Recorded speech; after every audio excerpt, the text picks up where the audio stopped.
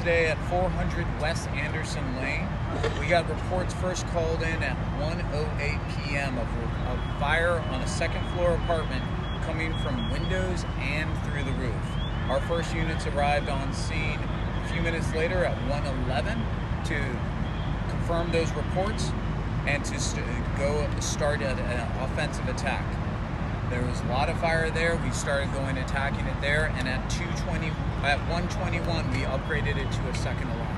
Due to the quantity of fires, we went defensive so that we can make sure our incident priorities are always life safety, incident stabilization, and then property conservation.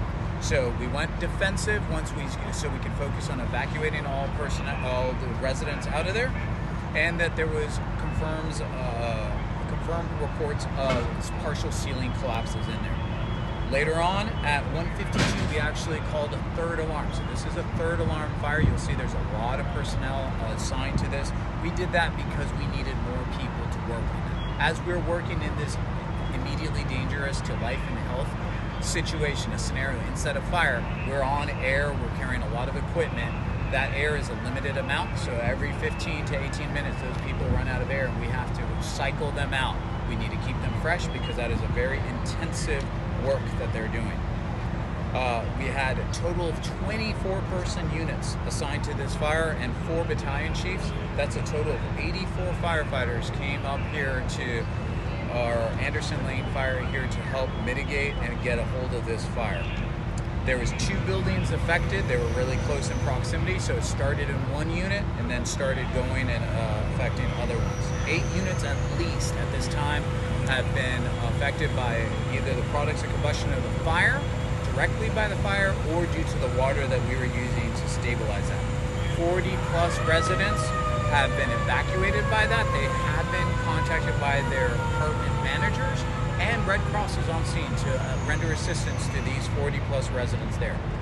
Until we're finished with the investigation to find cause, determination, and total damage, we won't be allowing people of any apartment that was even minorly affected back in. We want to make sure that people who are allowed back into their apartments are able to do so safely.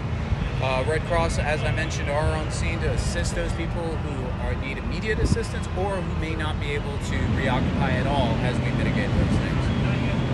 Additionally, I just want to show that we have some video footage that was taken early on into the scene that we'll be sharing out through digitally later on so that everyone can have access to it. I'm available for any additional questions. Are you going to bring in any buses or anything like that to give people a place to hang out and get out of the sun? Those are all options available to us. We're working with those residents and the apartment manager and Red Cross to find out what's the most appropriate resources to put towards them. Right now, thankfully, it's a very nice day. We're not dealing with freezing conditions. Otherwise, we'd already have the buses on scene. Any injuries of your people or people that you know that were residents? Great question. At this time, no reported injuries from any of those 40 plus people who were evacuated or any of our firefighting personnel. Is this unusual for an area like this? No, I mean, it's common throughout Austin. We'll have fires in there. That's why we have such a plethora of different fire stations spread around. We cannot accurately predict where fires are going to happen. What we can do is remain ready and available to address those fires as they go.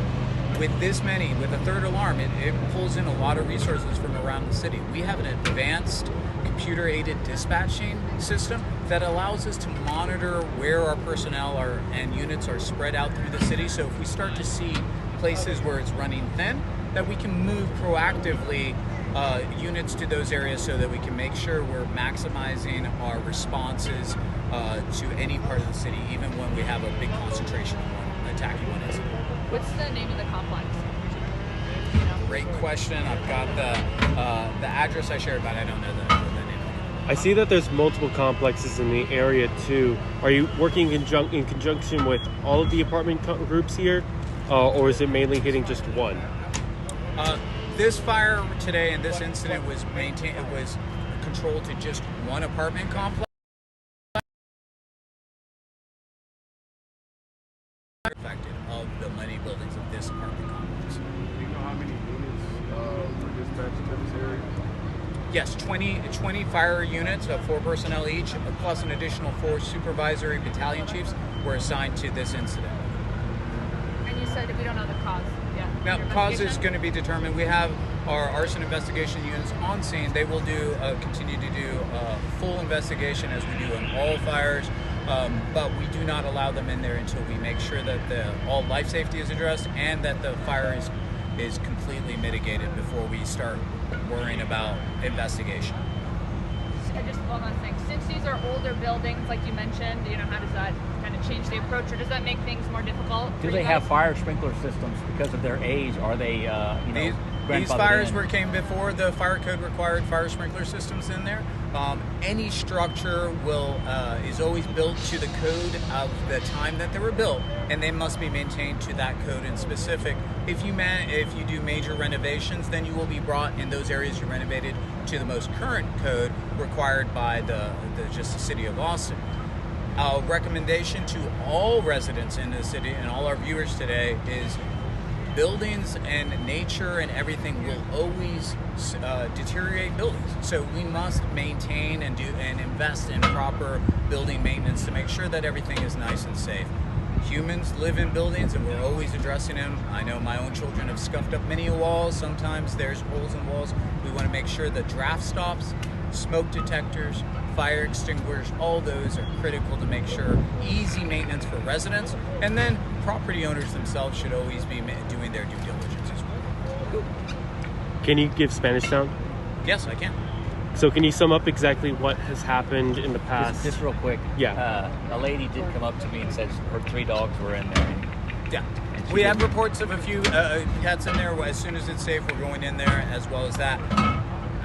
Putting out the fire helps everything, and we handle that, but we'll address that. Thank you. And one more time, just those numbers of how many are displaced and when will they be able to return? Right, we have potentially up to 8 units that have been affected by this.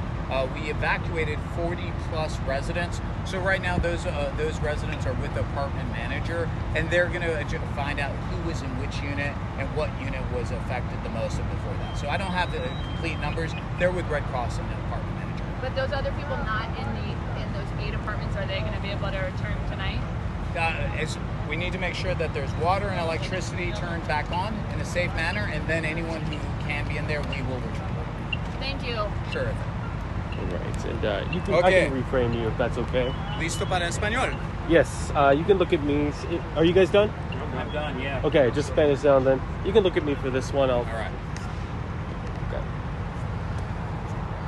Dígame cuando estás listo. All right. Okay. I'll go over it with you after. Okay, sir. Could you say and spell your first and last name one more time?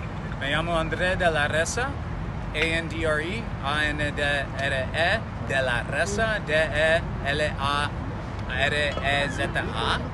Do you need it in English? We're good. All right. Y soy con el Departamento de Bomberos de Austin, Texas. Aquí estamos en apartamentos que están al 400 West Anderson Lane. Recibimos llamadas de un fuego a las 1:08 de la tarde. Teníamos a alguien que estaba llamando diciendo que tenemos un montón de fuego que está saliendo de mi ventana y también de mi techo. Cuando llegamos, el primero camioneta de bomberos llegó a las 1:11 y encontraron mucho fuego. Entonces empezamos a pelear el fuego con mangueras y mucho agua.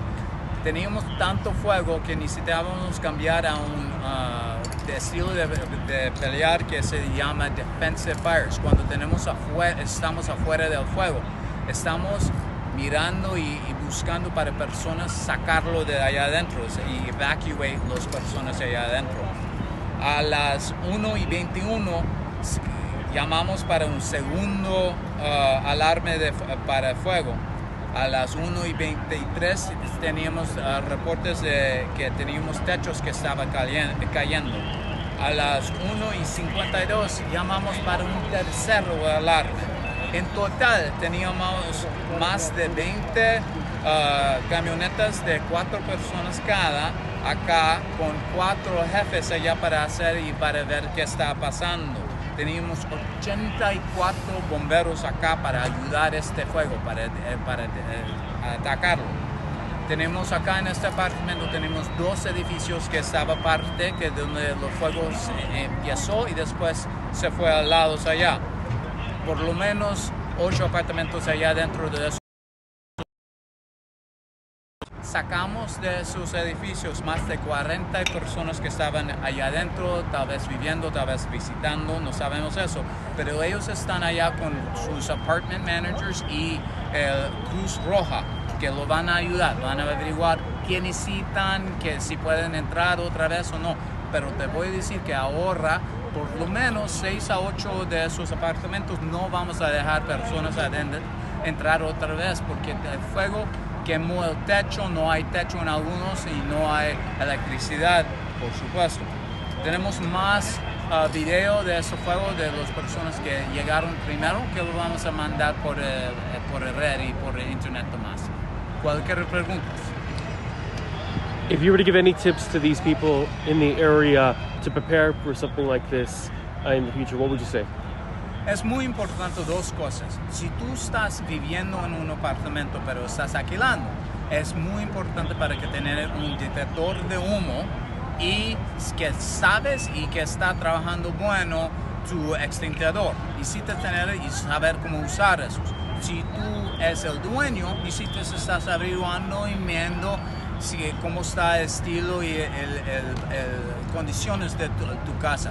Con casas, apartamentos, cualquier cosa, cuando se están un poco más viejos, van a tener más vida, que tenían allá personas haciendo cosas. Entonces necesitas estar viendo. Si algo está un poco arruinado, necesitas hacer que puedes para hacerlo sano y bueno para vivir allá adentro. All right, is there anything else you would like to say? No, bueno. Okay. All right, thank you. Sure thing. Y'all want to grab there and then we had them out in the grass there, right where we told them, and they were looking so far away. I think someone tried to grab a telescope, and we're like, all right, let's move them closer. Hey, man. How you doing? You're good, dude. We tried telling some of the people to point to any other people who showed up. So sorry, dude. No, no worries. I'm just gonna get the basic trim.